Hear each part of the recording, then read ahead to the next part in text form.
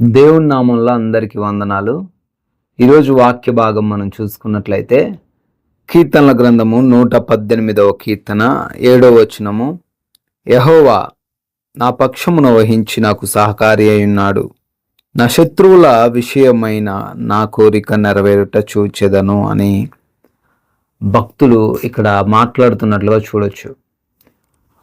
ప్రియమైన సహోదరి సహోదరులారా, ఇక్కడ ఒక స్పెసిఫిక్ వర్డ్ మనకు కనబడుతుందండి. ఆ మాట ఏంటంటే నా పక్షముగా ఎవరున్నారు అనే విషయం. ఈ రోజున మన పక్షంగా ఎవరున్నారు? ఒకవేళ మనం ధనవంతులం అయితే, ఒకవేళ మంచి జాబ్ కలిగిన వ్యక్తులం అయితే, ఒకవేళ సమాజంలో మంచి పేరున్న వ్యక్తులం అయితే, మన పక్షంగా అనేకులు ఉంటారు.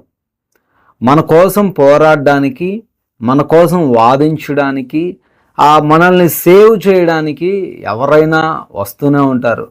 చిన్న సమస్య వచ్చిందని ఒకవేళ నువ్వు స్టేటస్ పెట్టావనుకోండి, వెంటనే 100 ఫోన్ కాల్స్ వస్తాయి. ఎందుకో తెలుసా? నీ పక్షాన వారు ఉన్నారు. ఎప్పుడు అంటే ఈ లోకపరంగా నువ్వు ధనం కలిగినప్పుడు, ఈ లోకపరంగా నీకు ఒక ఫేమ్ కలిగినప్పుడు, ఈ లోకపరంగా నీతో వాళ్ళకి అవసరం ఉన్నప్పుడు వాళ్ళకి నువ్వు అవసరం గనుక నీ వైపు ఉంటారు. లేకపోతే నీ పక్షంగా ఒక్కళ్ళు కూడా ఉండరు. You are alone. ఈరోజు కొంతమంది అంటూ ఉంటారు, మాకు సమస్యలు వచ్చేయండి, మాకు ఇబ్బందులు వచ్చేయండి అని.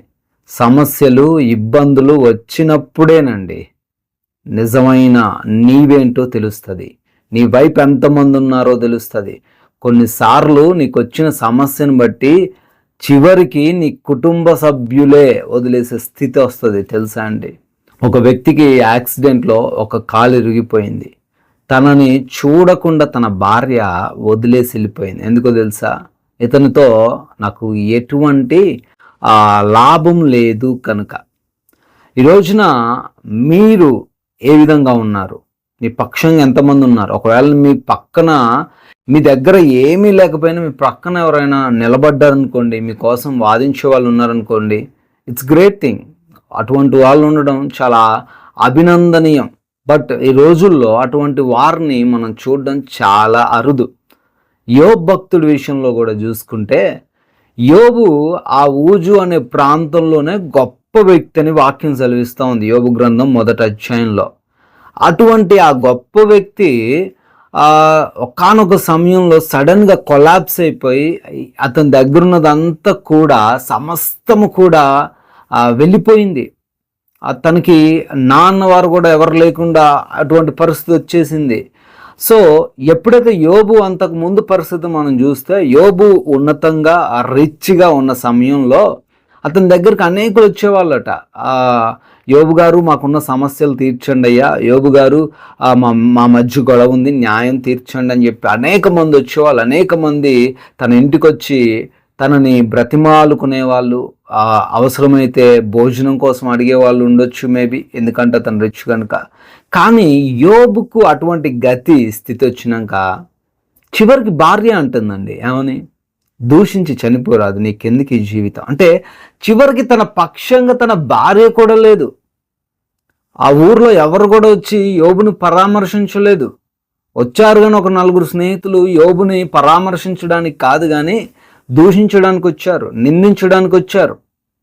ఈ రోజున మనకు కూడా సమస్య రాగానే కొంతమంది వస్తారు, మనకు హెల్ప్ చేయడానికి కాదు, మనల్ని మోటివేట్ చేయడానికి కాదు, కానీ మనల్ని డిస్కరేజ్ చేయడానికి, ఇలా చేయకుండా ఉండాల్సింది, ఇలా బ్రతకకుండా ఉండాల్సింది, ఈ కార్యం చేయకుండా ఉండాల్సిందని ఒక సలహాలు, ఉచిత సలహాలు ఇస్తూ ఉంటారు. కానీ మనల్ని మోటివేట్ చేసే వాళ్ళు ఎవరు లేరు. కానీ ఈరోజు భక్తుడు ఈ వాక్యంలో సెలవిస్తున్నాడండి, నా పక్షంగా ఎవరున్నారట? దేవుడు ఉన్నాడు.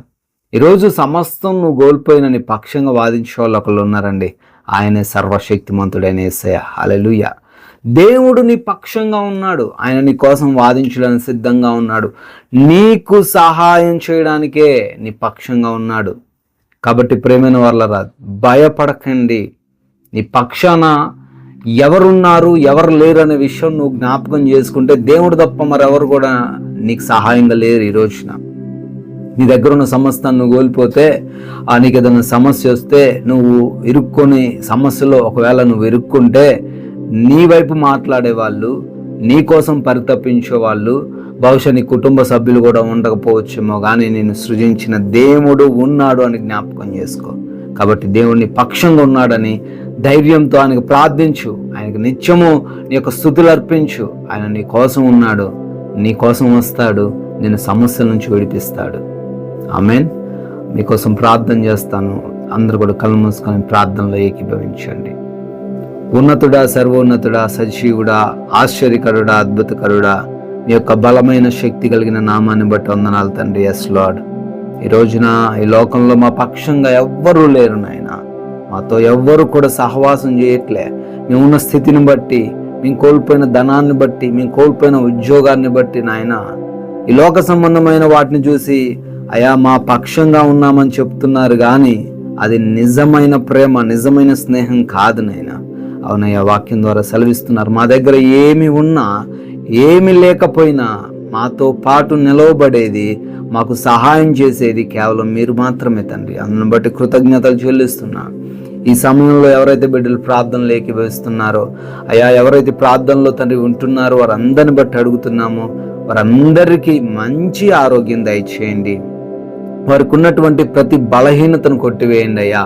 అరికాలు మొదలుకొని నడినెత్తి వరకు ఉన్న ప్రతి విధమైన వ్యాధిని, బాధను, భయంకరమైన తండ్రి పరిస్థితులన్నిటి నుంచి విడుదల దయచేయండి తండ్రి. అపవాది క్రియలన్నీ కూడా యేసునామములో లయపరచండి దేవా. అదేవిధంగా అప్పుల నుంచి కూడా విడుదల దయచేయండి. వారి ఉద్యోగాలను, వారి వ్యాపారాలను, వారి పరిచర్యలను అభివృద్ధి పరచండి నాయన. ఉన్నత స్థానంలో ఉండడానికి సహాయం దయచేయండి ప్రభువా. అదేవిధంగా బిడ్డలు వివాహాల కోసం కూడా అడుగుతున్నారు, వివాహం మీ చిత్తంలో జరిగించండి. ఉద్యోగ ప్రయత్నాలు చేస్తున్నారు, ప్రయత్నాలను సఫలపరచండి దేవా. అయా కుటుంబంలో ఉన్న గలిబిలి సమస్యలు, అయా చీకటి సమస్యలు అన్నీ కూడా తండ్రి యేసునామములో లయపరచండి. శాంతితో, సమాధానంతో ఉండే కృప దయచేయండి.